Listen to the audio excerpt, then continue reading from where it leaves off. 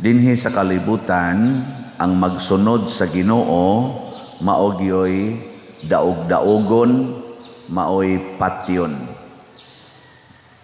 Kamo nagsunod mo sa Ginoo? Ha? Why siguro no? Kaya nga naman, mulikay ganita ning daog-daogon ta, isalikway. Sama aning nahitabo sa unang pagbasa ba si Jose. Daog-daog siya siyang mga igsuon niya, gibaligya siya isip ulipon ngadto sa laing nasod. Salikway gyud niya gipatuo nga patay or gipatay sa mga mananap. Gipatuo nila ngadto silang amahan. Si Jesus pod nangigsuo nato, mura siya gikan sa langit, gisugo sa amahan nga apasa tong imong mga igsuon tuas kalibutan kay muragwa naman to sila ayo. Kay daghan naman kay tagsala ni apas diri si Jesus nakigkuyog. Ato sang gipatay. Kamo musugot mo nga mao ni ang atong misyon sa kalibutan nga daog-daogon ta nya patyon pagid ta. Sugot mo ana dili. Kinsay mo sugot tasan kamo? Ay nalamog panimba. Mao na si Pedro Calungsod, San Lorenzo Ruiz, tanan yung mga santos. Pulos gyud ni agi ni ining isalikway, daog-daogon, butang-butangag storya. Nya kining maong sitwasyon diin sakit dawaton, diin uwaw nga dawaton, makapaguol o makapawagtang sa atong paglaom, mauni ang gipasabot or usas gipasabot kay daghan manig meaning kaning giingon ni Kristo, ang bato nga gisalikway sa mga magtutukod kay way kapuslanan nahimo hinuong bato nga labing importante. Kana bitang isalikway na ta paglipay kay ang Ginoo muhimo nimo nga labing importanteng bato or tao sa kalibutan ug didto sa langit. Ikaw asawa, isalikway ka sa imong bana, paglipay ngano man mahimo kang labing pinasidunggang asawa dinhi sa kalibutan ug didto sa langit. Tinuod dili.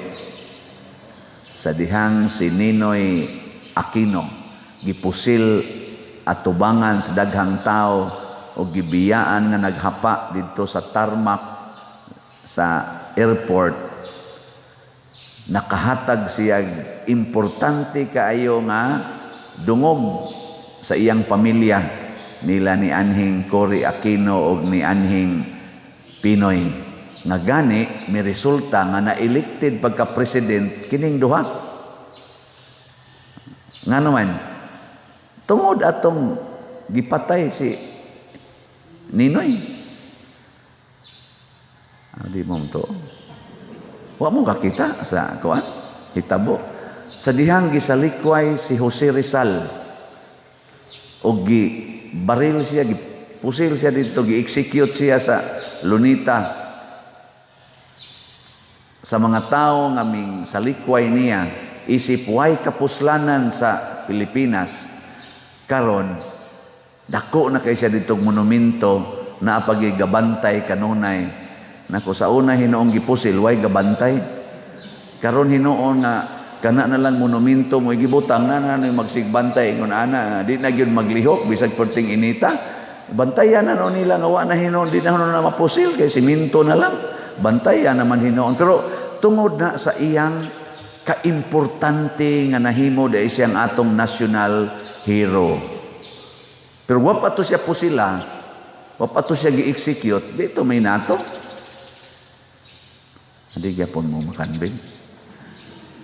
Mao na ang punto ni Kristo sa atong kaugalingon ba isip iya mga sumusunod. Naa na gani kay mga kasakit, naa na gani kay mga gitawag og pait og lisod na kahimtang nga halos ikamatay nato. ayaw gyud pangutana, Lord ngano man ni ing nahinoon, salamat Ginoo kani mahimo na sad ko aning importanteng bato. Di ba? Mura mo gaduda sa akong kuan. Ako naka-experience sa kuana sa daghang higayon. Dihay kausa nga pagsugod na kog organize sa among mga batan-on dito among lugar sa kahugan, ang ni-react yun og nasuko kayo gani, giwarningan pa ko nga kung ako yung padayonon ilag yung kong patyon tungod sa akong gibuhat nga gi-organize na ko mga batan-on nya atong panahon na kuan pa ko si Kanye College nya partisang pobriha say ayo nya panahon sa to nga kusog ang NPA o kaning mga military nga gubat na kunay magpundok-pundok usahay strappingon sa mga military o kaha pamatyon sa mga NPA motong kuyawan sila atong akong gibuhat kay nagtukod pa jud kog organisasyon sa panahon mga 1984 85 nga init jud kayo tong panahon na mabati panahon na club rally pinatyanes NPA mga Sparrow unit lapatay strappingon sa mga PC, mga army ang kanang naay magpundok-pundok nga dunan labi yung bukid nya Guadalupe abot ko to dinis inyo di ba?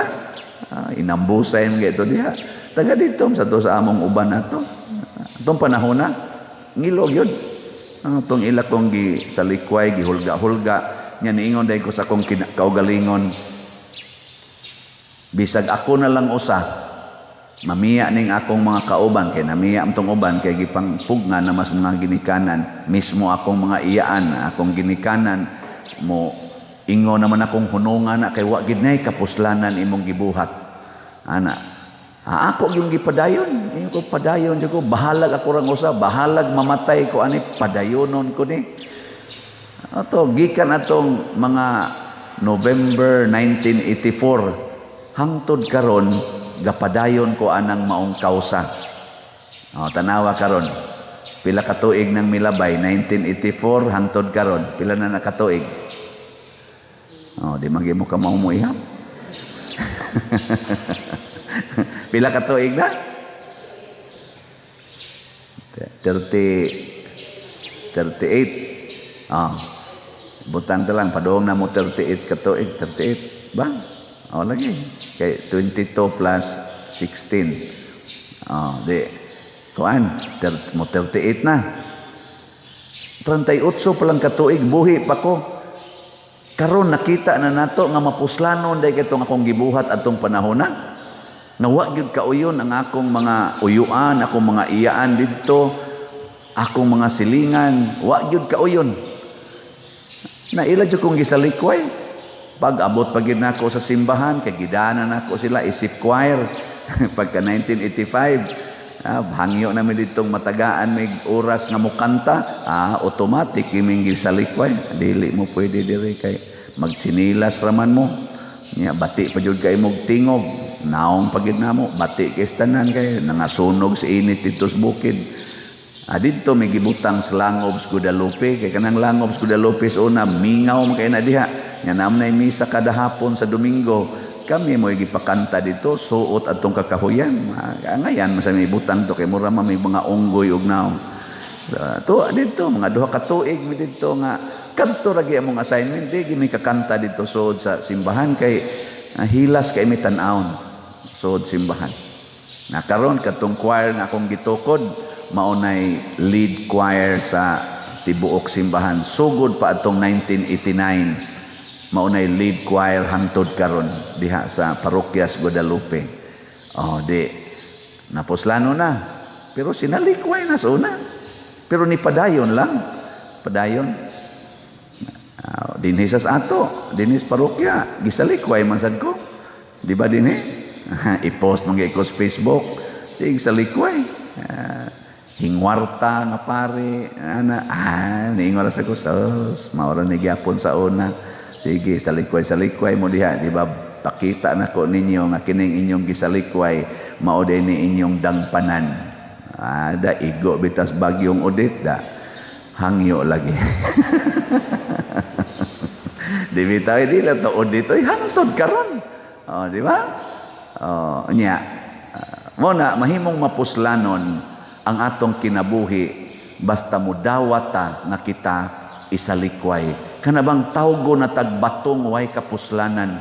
Mao tani kaning mga asawa or mga bana nga mubuwag sa ilang kapikas nga gipakaslan nya ilang buwagan ilang biyaan kay wa na siya kakitag value sa iyang kinabuhi kay gibaliwa na siya sa iyang asawa or gibaliwa na siya sa iyang bana wa nay kapuslanan ang pagpuyo dinhi kay wa na ko tagaig importansya. Please wake up. Mauna ng panahon nga mahimo kang labing importante diha sa imong pamilya. Mauna ng panahon nga ikaw ang labing importanteng tao alang sa kaluwasan anang imong pamilya, dili sa kalaglagan anang imong pamilya. Sige lang, ibaliwa ka, kulatahon pagyud ka, sige lang. Yung di binuang man pader, mauna ang paagi sa Ginoo dili matugkad. Munang ang atong tubag sa Salmo, unsay tubag nato sa Salmo? Wa magi mo maminaw. Hinomdumi ang mga katingalahan nga nahimo sa Ginoo. Kanus aman ang Ginoo mohimong katingalahan kanang mahangangata nga murag di ta ka tuo kun iyang ninduton ang labing batik nga gitan-aw natong labing batik sa kalibutan iyang ninduton. Kun iyang himuon nga gamhanan ang tao nga gilabay dito sa atabay nga mao si Jose. Na pag-abot sa saktong panahon si Jose maunay gobernador sa Ehipto. Next in rank sa hari sa Ehipto.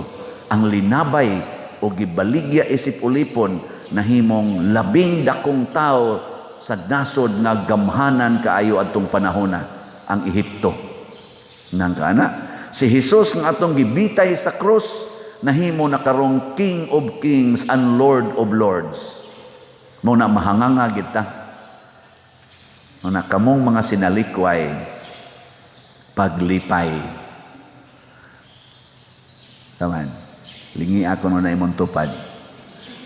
Ingna tuo ka ng gisulting pader. Sige, ingna. Sige na. Ingna mo tuo ka. Ingna mo tuo gani. Ingna congratulations.